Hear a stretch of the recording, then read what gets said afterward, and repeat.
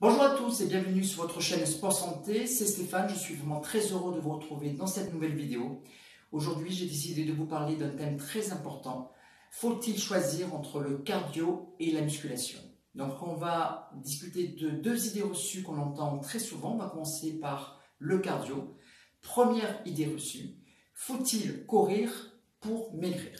Alors effectivement, la pratique de la course à pied va être très favorable à la perte de poids. Malheureusement, on va utiliser d'abord les graisses les plus disponibles, c'est-à-dire celles situées au niveau de la poitrine et du thorax.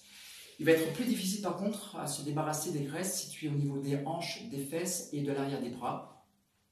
Alors surtout au niveau des hanches et des fesses, pour quelle raison? Ça vient d'un passé vraiment très lointain au niveau de la préhistoire. Lorsque les femmes étaient enceintes, elles attendaient un petit bébé, tout simplement pour permettre la survie de l'enfant et de l'espèce humaine, elles stockaient beaucoup de graisse à ce niveau, parce que dans 1 gramme de lipides, c'est-à-dire de graisse, on va trouver 9 kilocalories, c'est-à-dire beaucoup d'énergie. A contrario, dans 1 gramme de protéines et de glucides, vous allez avoir 4 kilocalories, donc c'est-à-dire un petit peu moins d'énergie. Donc à savoir aussi que la perte de graisse n'est jamais localisée et ce qui était acceptable dans le passé est devenu un véritable cauchemar pour les femmes d'aujourd'hui. Deuxième idée reçue, la musculation fait grossir.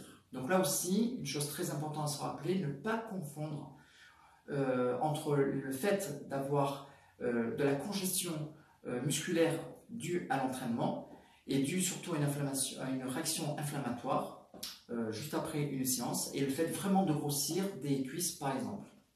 À savoir que vous allez fabriquer le muscle, les fibres musculaires vont se développer pendant votre récupération. La pratique de la musculation va permettre également d'augmenter votre métabolisme de base et donc de consommer plus d'énergie au repos et donc par voie de conséquence de vous affûter au fur et à mesure.